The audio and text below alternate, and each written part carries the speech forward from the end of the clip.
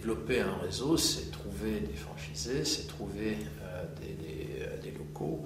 Et être développeur d'un réseau de franchise est un métier de très haute qualification. On ne peut pas s'improviser développeur de réseau. Et le recul qu'on a maintenant, avec les années pendant lesquelles nous avons nous-mêmes aidé les franchiseurs qui démarraient à développer des réseaux, nous permet d'affirmer ça haut et fort. Un développeur est quelqu'un qui a un grand sens de l'écoute dans sa dimension « je recherche des franchisés ».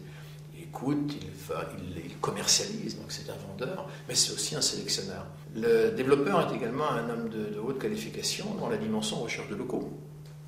Recherche de locaux, savoir identifier le local qui convient, donc qui correspond aux prescriptions qui ont été faites par le franchiseur, avoir ses contacts dans les villes, ses contacts dans les centres commerciaux. Et pour faire simple, il y a trois façons d'organiser son développement. Souvent, les franchiseurs qui démarrent, faute de moyens, le font soi-même. Deuxième façon de faire, c'est recruter quelqu'un. Troisième façon de faire, c'est externaliser. Faire soi-même, c'est un petit peu comme se soigner ses dents soi-même. C'est extrêmement difficile. Le métier de développeur, on l'a vu, est un métier de haute qualification. Et ça n'est pas parce qu'on a inventé un concept percutant, qui fonctionne, qui a les critères de réussite et de succès qui permettent de développer en franchise, qu'on devient développeur. Donc c'est sans doute la solution la pire. La deuxième solution, recruter un développeur. Un développeur coûte cher. Un développeur, encore une fois, très qualifié. Donc en dessous de 90 000, 100 000 euros, c'est pas possible. Il y a un salaire, il y a des charges, il y a des frais de déplacement, il y a une voiture. Donc c'est largement hors de portée de la plupart des réseaux qui démarrent. Troisième solution, qui est l'externalisation, c'est la solution idéale. Et dans d'autres domaines, on a vu à quel point ça pouvait être efficace.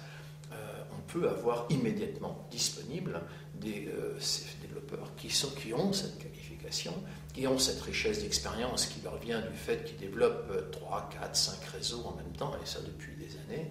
Donc la seule solution qu'on estime efficace en ce sens qu'on n'a pas de coût fixe important, mais qu'on a essentiellement des coûts variables, donc l'externalisation au démarrage du réseau est très certainement la solution la plus efficace qu'on puisse imaginer pour réussir sereinement et efficacement son développement. Dès l'instant que le réseau a sans doute une dizaine, une douzaine de franchisés qui fonctionnent, que la démonstration de la réussite ou de la capacité à dupliquer la réussite a été apportée, à ce moment-là, à la fois on a les moyens et à la fois le développement externalisé devient plus cher. Dès l'instant qu'on a les moyens, on recrute un développeur qui porte alors les couleurs de son réseau et qui ne porte que celle-là. Donc c'est un sens complètement d'externaliser au démarrage, mais surtout aussi d'intégrer cette fonction dès l'instant qu'on est en phase de démarrage de la maturité du réseau.